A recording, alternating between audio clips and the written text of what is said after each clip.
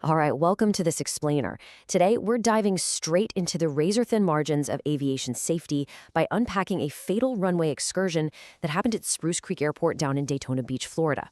When a totally routine flight ends in tragedy, it leaves behind a trail of absolutely critical lessons, and we're going to follow that exact trail today.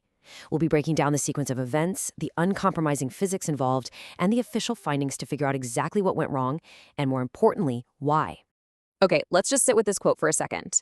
Just before landing, knew they stalled the airplane. That chilling realization comes directly from the surviving passenger and instantly drops us right into the cockpit moments before disaster. That one single sentence perfectly encapsulates the absolute terror and the sheer suddenness of an aerodynamic stall. It literally means that right at the critical moment of touchdown, the airplane just stopped flying and started falling.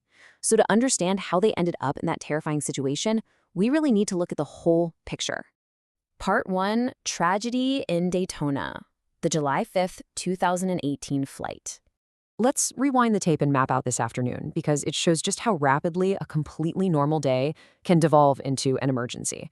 The 61-year-old pilot and his passenger took off in a high-performance Swearingen SX-300 out of Flagler Executive Airport in Palm Coast around 11:30 a.m. Just a standard lunch run, right? After fueling up, they departed at 1:30 p.m. to head back to Spruce Creek.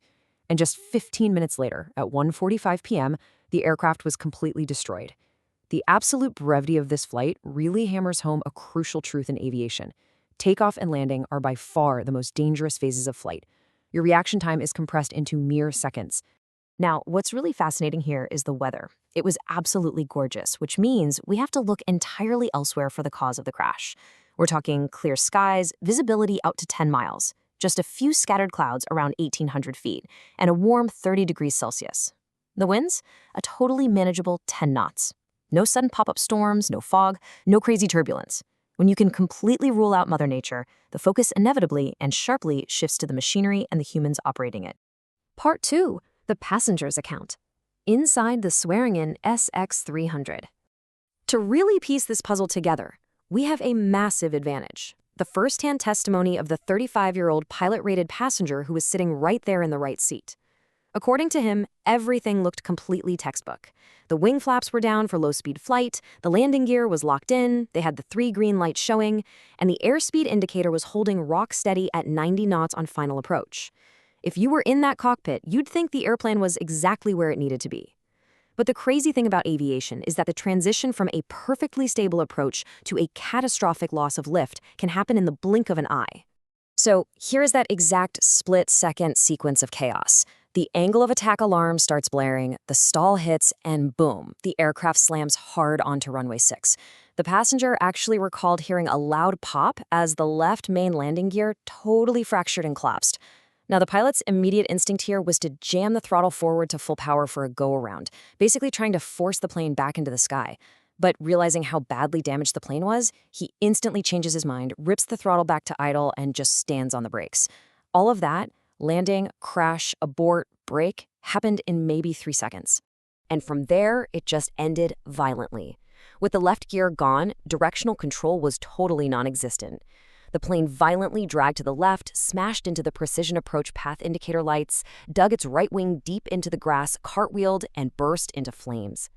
Now, heroic bystanders actually managed to force the jammed canopy open and pull the passenger out. But tragically, the 61-year-old pilot succumbed to severe burns a week later.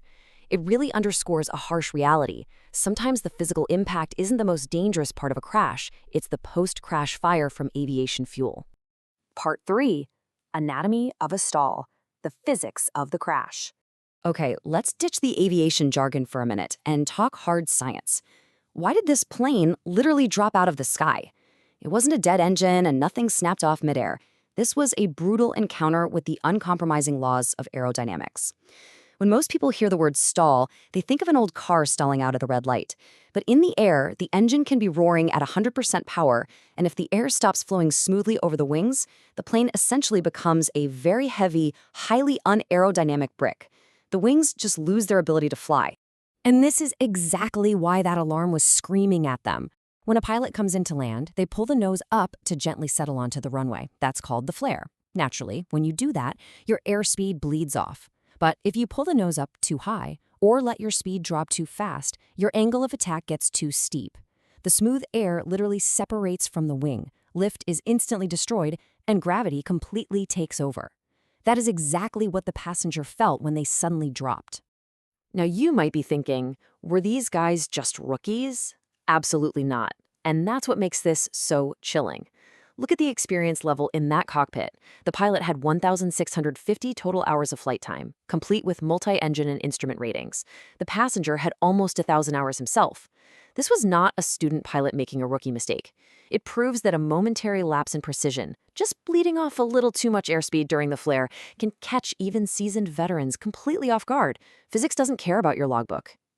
0. That is the number of pre-impact mechanical anomalies the NTSB found when they examined the wreckage. The engine had compression, the flight controls were continuous, the props, the cables, everything was fine. The machine did exactly what it was commanded to do. And when you have absolutely 0 mechanical failures, the investigation suddenly narrows down to one incredibly uncomfortable focus: the human inputs in those final few seconds. Part 4. NTSB Findings and History. The Official Probable Cause. With the airplane completely cleared of blame, the NTSB had to point to the official probable cause: the pilot's failure to maintain adequate airspeed during that critical landing flare. It's a completely linear, cascading chain of errors. You don't keep your speed up, so your angle of attack goes too high. That triggers the aerodynamic stall. The stall causes the hard landing. The hard landing snaps the landing gear, which kills your directional control, sending you sliding off the runway into a fire. One initial error in speed management basically cascaded into total destruction. Now, Daytona Beach has unfortunately seen its fair share of NTSB investigations over the years, and comparing crashes gives us a really fascinating look at how safety investigators actually work. They adapt their methods completely based on what evidence manages to survive the crash. For instance, look at this. Back in a 1999 Blackburn crash in the same area, investigators heavily relied on toxicology reports to rule out pilot impairment. They found quinine but no alcohol or carbon monoxide. But in our 2018 Swearingen crash, because the pilot heroically fought for his life in the hospital for a week, standard NTSB toxicology testing wasn't actually performed. Instead, investigators solved this one using hard physics, undeniable airport security video, and the incredibly precise technical account from the surviving passenger. It's like putting together a giant puzzle with completely different sets of pieces. So, what is the ultimate takeaway from this explainer? It's that complex machinery demands absolute, unwavering precision. A beautiful sunny day, a perfectly functioning high-performance aircraft, and a cockpit filled with highly experienced pilots simply wasn't enough to overcome a split-second lapse in airspeed discipline. It is a very sobering reminder that aerodynamic forces offer absolutely no second chances. Gravity is literally always waiting for a mistake. Which leaves us with a really profound question to wrap up on. If years of experience alone can't prevent an aerodynamic stall just a few feet above the runway, how do we fix it? What combination of new technology, better training, or smarter cockpit design can actually save us from ourselves?